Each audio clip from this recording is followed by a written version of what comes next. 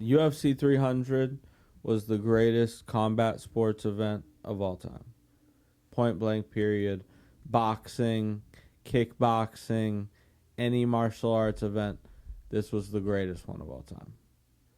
If you talk roster up and down, besides like 2 fights, every single fight was a banger, a knockout, and the knockouts were just sensational. I mean, we got to see Jim Miller, who was in UFC 100 and 200, and now in UFC 300, the most tenured UFC fighter, get to fight. You think he has that premium healthcare? And he went to war with Bobby Green. He lost. He got like 30 stitches on his eye. He broke his hand in the first round of the fight. So, I mean, these guys are just dogs. Like the fact that he still went. Think about it. Let's go. Yeah. What a savage. What an absolute dog. And then, I mean, Aljamain Sterling, he went up weight classes, and everyone was like, he's a little short. And he just ragdolled Calvin Kattar. Maybe it wasn't the most fun fight. Probably the worst fight on the card, if we're being for real. But he proved everyone wrong. So would that fight be a top fight on another card, or is it just that would headline a lot of these like fight night cards, you know? Okay, so so it would headline another card, but for this specific card, and that's on the prelims.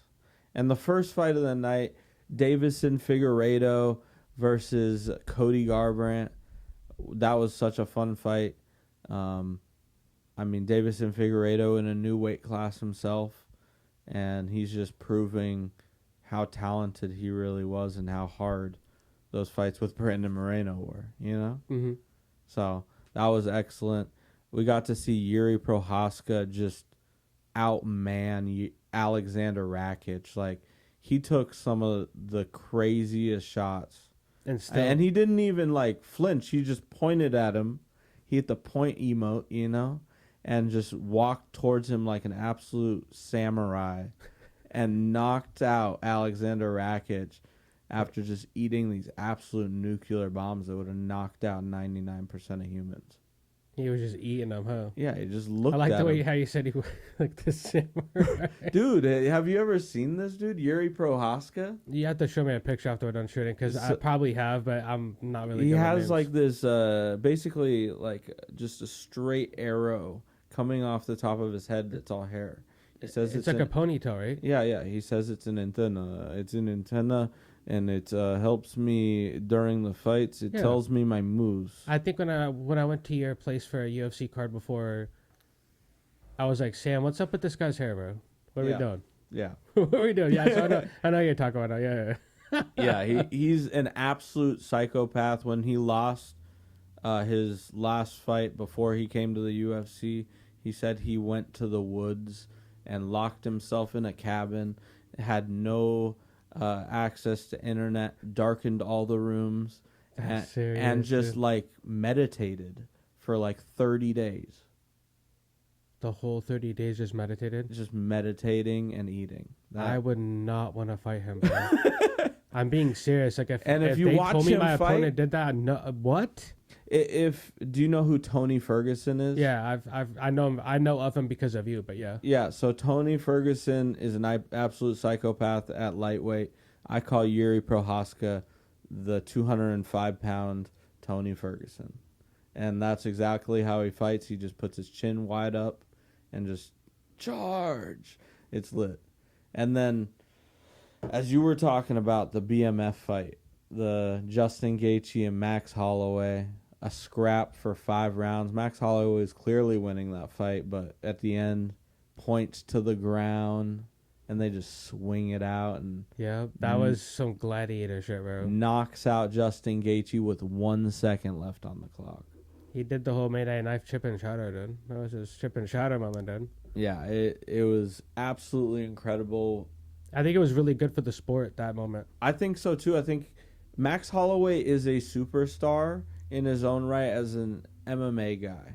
Like, amongst hardcore fans, everyone loves him, you know. Mm-hmm. But UFC 300 was such a big platform. Everyone was watching this. I mean, I haven't seen the numbers, but I imagine it's a lot of people went and watched this card. This is a historic event. Yeah, and UFC 300. Yeah. Yeah. Yeah. So 100. Yeah.